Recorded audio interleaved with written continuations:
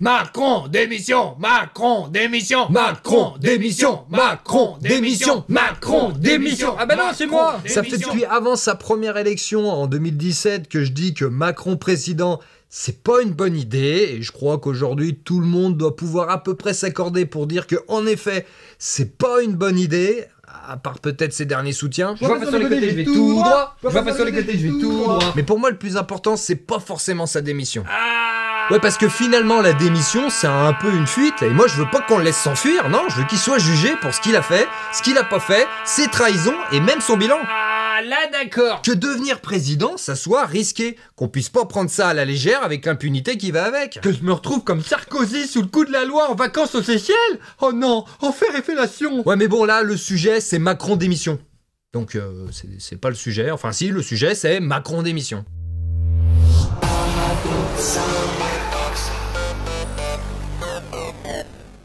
Marine Le Pen et Jean-Luc Mélenchon, finalement, ils ont une volonté commune. C'est quoi? C'est le départ d'Emmanuel Macron. On a là affaire à Frédéric Dabi, le directeur général du groupe IFOP, un institut de sondage, interviewé ici par le très intègre Jean-Jacques Bourdin. Ouais, je croise les doigts avec la bouche. Dites-moi, ils sont alliés, ces deux-là? Mon Dieu, ce que c'est téléphoné. Macron, le dernier rempart contre les extrêmes. Ils sont objectivement alliés. Je crois pas qu'il faut mettre tous les gens qui veulent la démission d'Emmanuel Macron dans le même panier, sinon il faudrait un sacré gros panier. D'ailleurs, ce serait intéressant d'avoir un petit sondage, hein, monsieur IFOP? Par contre, je vais nuancer.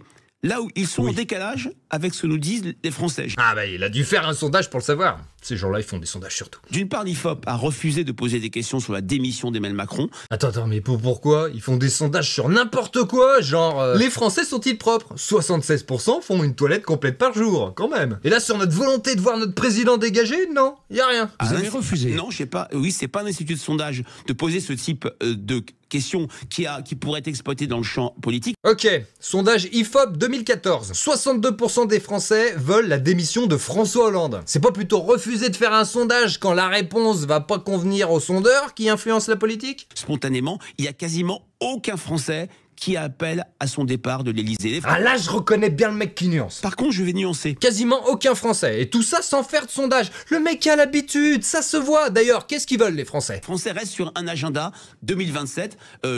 Emmanuel Macron doit finir son mandat. Ah, j'ai comme un petit doute. Il a foiré sa dissolution, toutes ses prises d'opposition sont contredites. Mayotte, c'est la crise de trop qui montre l'incapacité de l'État à agir. Pourtant, j'y suis allé, ils ont pas été sympas avec moi.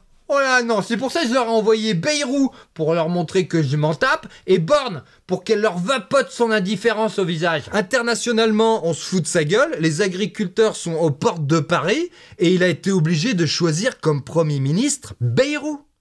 Bayrou! Attends, Bayrou, c'est le mec qui se tape constamment avant contraire de force 4, là? Bayrou! Et oh, respect, hein, parce qu'avec les feuilles de chou qu'il a, c'est déjà beau qu'il fasse du surplace depuis 40 ans. Et avec tout ça, quasiment aucun Français voudrait le voir démissionner? Sérieux?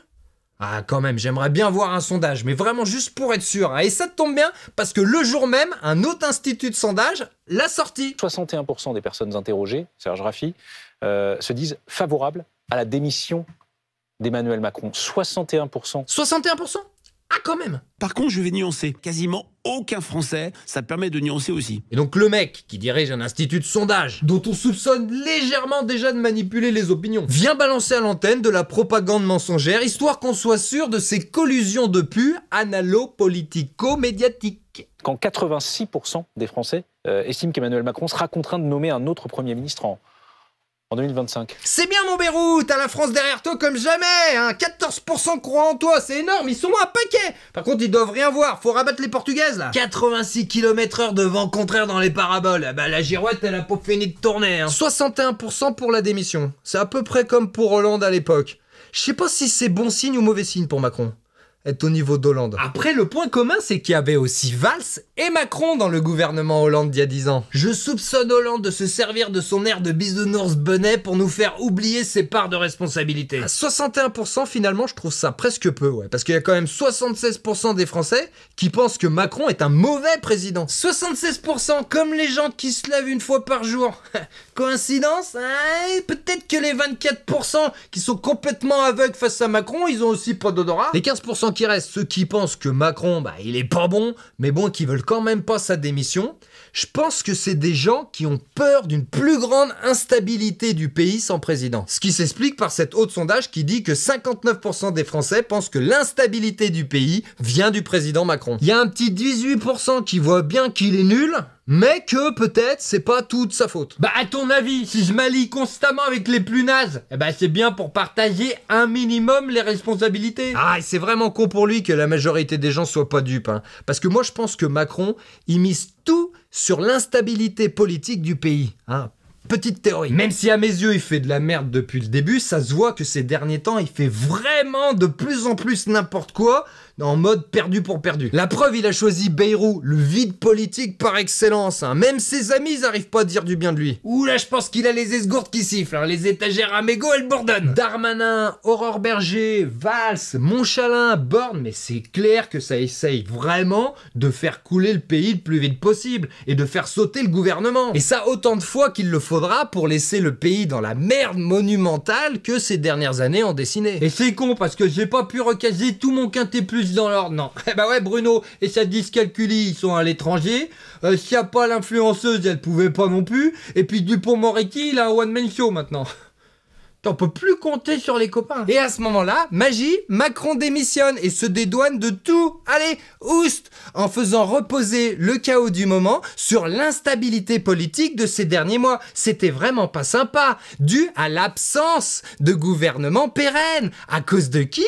À cause de qui ? À cause des motions de censure des vilains extrêmes. Oup, Kems contre Kems. Il faut rappeler objectivement alliés. Et là, deux choix. Soit il en a rien à foutre, ce qui est possible, et après avoir bradé le pays, il commence à en vendre ses secrets au plus offrant dans le privé, comme Bruno Le Maire, qui est désormais conseiller stratégique dans le grand groupe néerlandais ASML. Et qui te dit que c'est pas pour la faire couler cette boîte? On te parle quand même de mon Bruno là. Soit il tente de se représenter comme une fleur en 2027. Bah oui, parce qu'il aura pas fait la limite des 2 mandats. Eh oui, c'est un sacré coup de Trafalgar de psychopathe, donc c'est possible qu'il le fasse. Et hop, triple président pour un mec qui triple pèse. Et puis si je veux faire canoniser Brigitte, faut que je sois dans le game au bon moment. Sauf que ça s'annonce plus compliqué que prévu. Peut-être déjà parce que les Français, ils savent majoritairement que la merde, c'est lui qui l'a déféqué. Et surtout que les médias et les instituts de sondage qui ont clairement propulsé ces 2 précédentes élections sont loin de le suivre comme avant. Ah bah nous, on a la direction qu'on nous donne. On va juste changer de cheval, celui-là il commençait à boiter de l'arrière. Mais t'en fais pas, ce sera quand même toujours tout droit. Je vois pas sur les côtés, je vais tout droit. Je vois pas sur les côtés, je vais tout droit. Quand tu vois que même BFM TV, ils y croient plus trop. Que la dissolution a été un échec absolu pour le président de la République. Emmanuel Macron a tout fait pour sauver sa peau. Et à la campagne qu'on a eue en 2022, cette campagne tronquée, cette campagne où finalement il y a eu un malentendu qui s'est instauré aussi entre Emmanuel Macron et les Français. Le malentendu, c'est la propagande médiatique qui nous l'a foutu dans les pattes. Et même si elle change de cheval, on se doute quand même qu'elle va nous refourguer un pitoyable canasson. On me siffle dans l'oreillette Gabriel Attal et Édouard Philippe. La belle et la bête. Bon bah tant pis, pas le choix, ce sera boîte privée, gros chèque et avantage en nature pour moi et Brigitte. Emmanuel Macron, perso, qui démissionne ou pas, peu importe, tant qu'on le laisse pas fuir, et même, si possible, qu'on en fasse un bon exemple pour ceux qui vont suivre. Ça pourrait être rétroactif, hein, et on pourrait aussi rejuger Bruno Le Maire comme il faut et tous les traîtres du passé, hein. Et peut-être même les surveiller après leur fin de carrière politique. Quand t'es au gouvernement, t'es soumis au devoir de réserve, de discrétion, de neutralité et tenu au secret professionnel, comme tout agent public. Mais dès que tu démissionnes, ça serait fini. Ils peuvent aller vendre comme ça au plus offrant les faiblesses du pays qu'ils étaient censés défendre et représenter. Sérieux? Moi je dis allons-y quoi. Bon alors ça j'ai jamais été doué en maths. Oh Gabriel Attal. Il est là. Je suis Outrel, fils d'Outrel. Si tu veux le paradoxal, tape sur le clavier. Si tu veux le paradoxal, tape sur le clavier. Merci pour le sympathique engouement entourant la sortie des derniers épisodes. Et comme d'habitude, merci à tous ceux qui commentent, qui aiment, qui partagent et ceux qui typent. Par contre, je vais nuancer. À très vite.